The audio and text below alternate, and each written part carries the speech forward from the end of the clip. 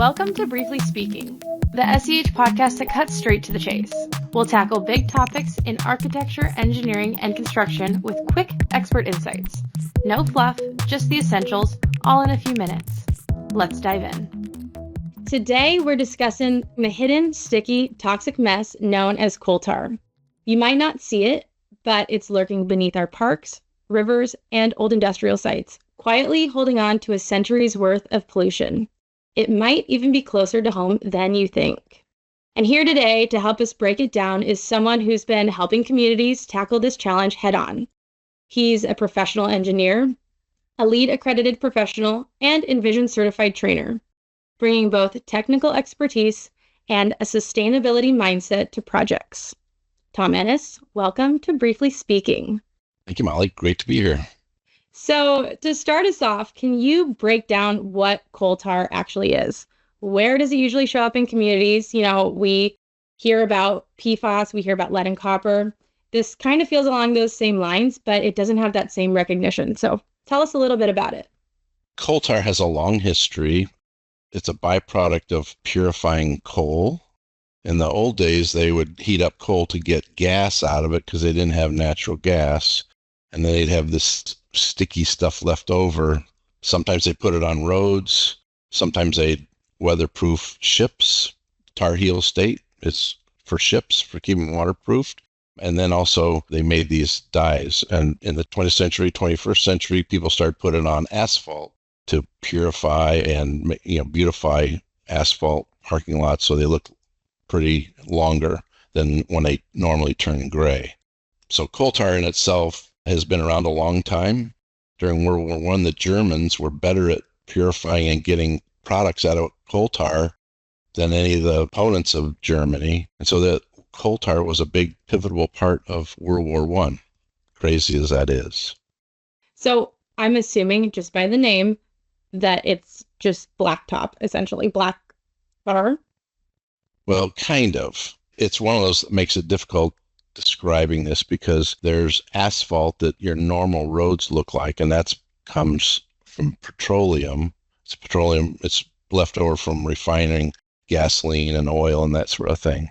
Coal tar is a byproduct of refining coal. So they both look black. They have different chemical properties and different physical properties as well. We mentioned that, this is quietly holding on to a century's worth of pollution. What are kind of the risks that we're talking about once it's present, especially when it comes to the environment and public health? I've been looking at this for over 20 years now, and every time I read, there's more to learn. There is a long-term study of exposure to the chemicals that are in coal tar are called PAHs, polycyclic aromatic hydrocarbons. They look like a 5-sided bathroom tile.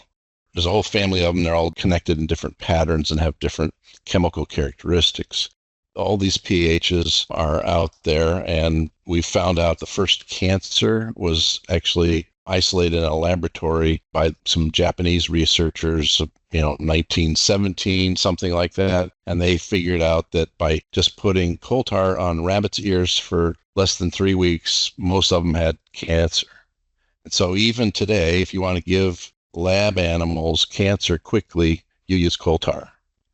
And that very same product is on playgrounds, parking lots, and driveways in the United States. Obviously, that's alarming. We don't want that on parking lots, playgrounds, near anyone, but especially kids.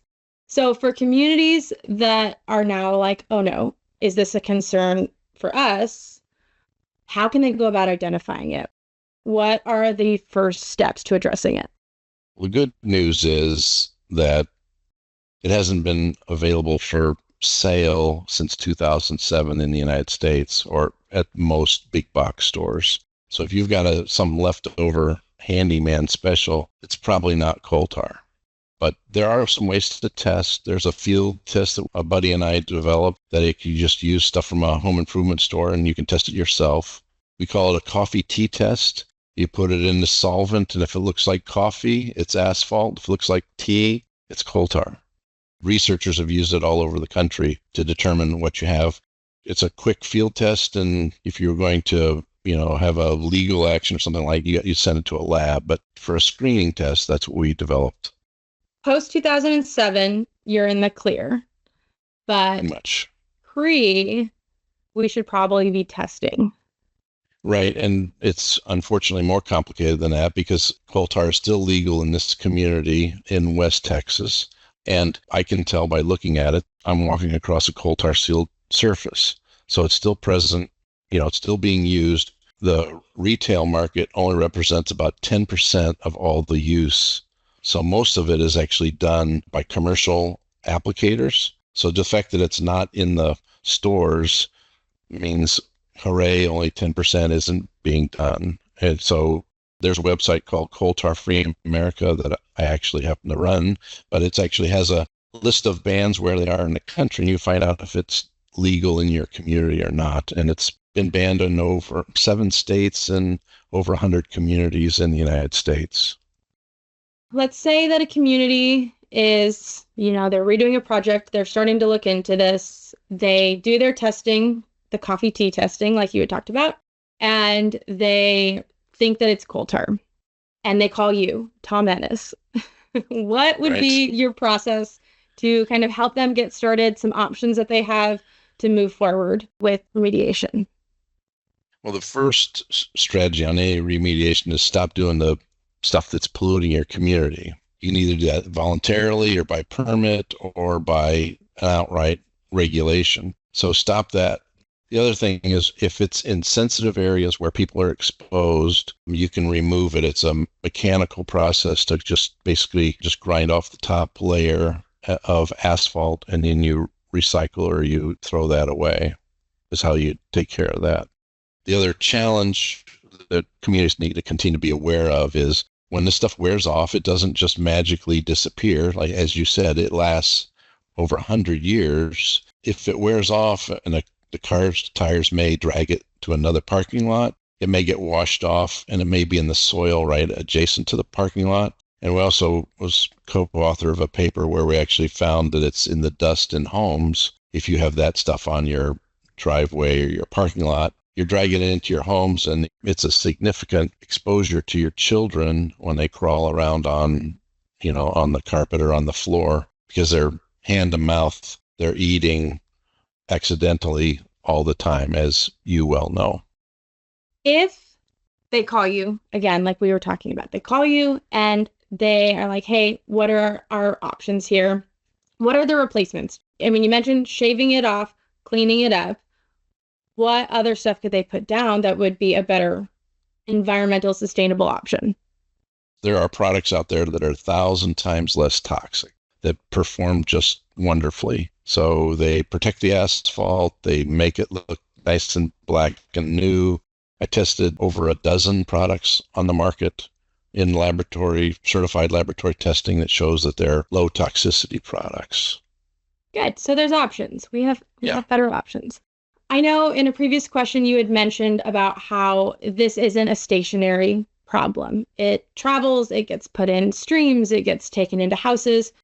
I'm assuming it's a little bit of a longer cleanup process. So after we go through and remove it, place it with something better, what happens next? What does long-term monitoring or follow-up typically involve? Well, if you scrape off that top layer, it doesn't really penetrate beyond a quarter of an inch or whatever below the surface. So in most situations, that takes care of the pavement problem. For the proactive individual, if it's been going on a long time, they need to test their soil and find out. I know of a school that was going into a place that had a parking lot, and they did a whole environmental analysis of the school grounds, and they found out that the soil was contaminated. And it wasn't from what was happening inside the building. It was just the parking lot contaminated the soil near the parking lot so much that they had to dig it up before they would put a school there. Long investment, it sounds like.